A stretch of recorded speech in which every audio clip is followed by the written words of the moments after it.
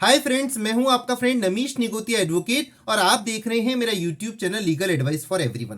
दोस्तों, क्या कोर्ट एक बार कोई ऑर्डर, जजमेंट या डिग्री पास कर दे तो उसमें अमेंडमेंट संभव है? और क्या वो कौन से प्रोविजन में किया जाना चाहिए? यदि सिविल केस में कोड ऑफ सिविल प्रोसीजर में कौन सा वो प्रोविजन है जिसमें ऑर्डर स्यू मोटो यानी अपने आप या on an application filed by the parties यानी किसी पार्टी के द्वारा एप्लीकेशन फाइल करने पर किसी ऑर्डर में, जजमेंट में या डिग्री में रेक्टिफिकेशन, करेक्शन या अमेंडमेंट कर सकता है। आज की इस वीडियो में हम ये स्टडी करेंगे।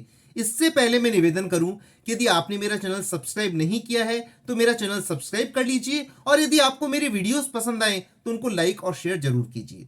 दोस्तों, यदि एक बार कोर्ट कोई ऑर्डर या जजमेंट या डिग्री पास कर दे और उसमें कोई अर्थमेटिकल या क्लेरिकल मिस्टेक हो जाए तो section 152 of the code of civil procedure में उसको रेक्टिफिकेशन या करेक्शन किया जा सकता है। Section 152 of the code of civil procedure क्या कहता है, मैं पढ़ना चाहूंगा। अमेंडमेंट ऑफ जजमेंट, डिक्री और ऑर्डर्स, क्लेरिकल और arithmetical mistake in judgments, decree और ऑर्डर्स और error arising therein from any accidental slip or omission may at any time be corrected by the court either of its own motion or on the application of any of the parties। इसका क्या मतलब हुआ दोस्तों? इसमें जो मुख्य बात है वो ये है कि यदि किसी ऑर्डर में, जजमेंट में या डिक्री में कोई अर्थमेटिकल या क्लेरिकल मिस्टेक हो जाए, जैसे जज साहब ने कोई डिक्टेशन दिया और उनके स्टेनो साहब से कोई क्लेरिकल मिस्टेक हो जाए या कैलकुलेशन में मिस्टेक हो जाए, तो वो कोर्ट उसको रेक्टिफाई और अमेंड कर सकता है।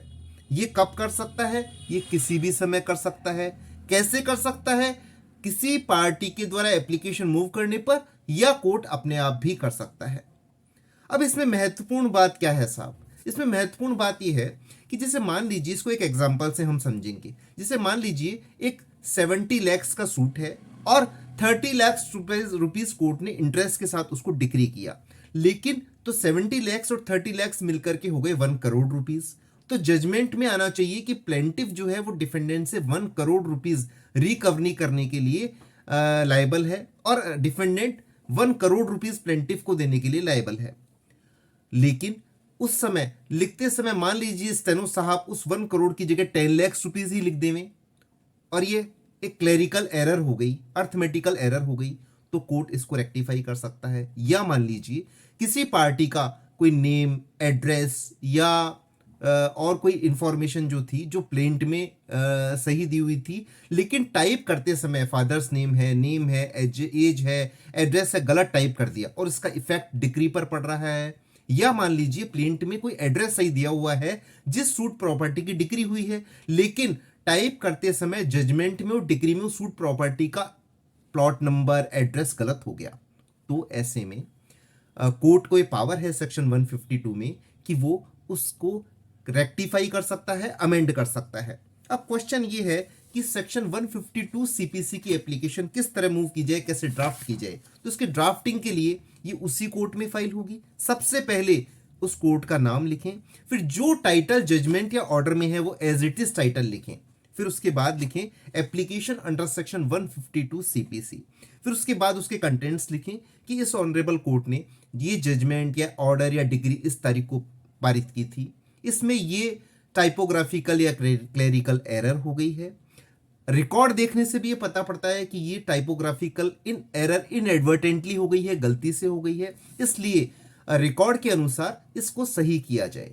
और इसके साथ ये रिलीफ लिखें कि एप्लीकेशन अलाउ करके नई अमेंडमेंट के बाद डिक्री या जजमेंट या ऑर्डर पास किया जाए।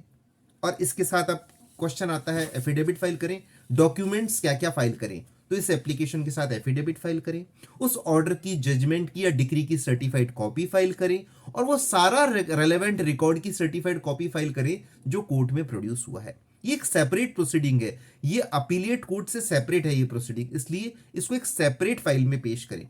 अब क्वेश्चन ये उठता है कि क्या ये कौन सी कोर्ट में पेश की जानी चाहिए एप्लीकेशन?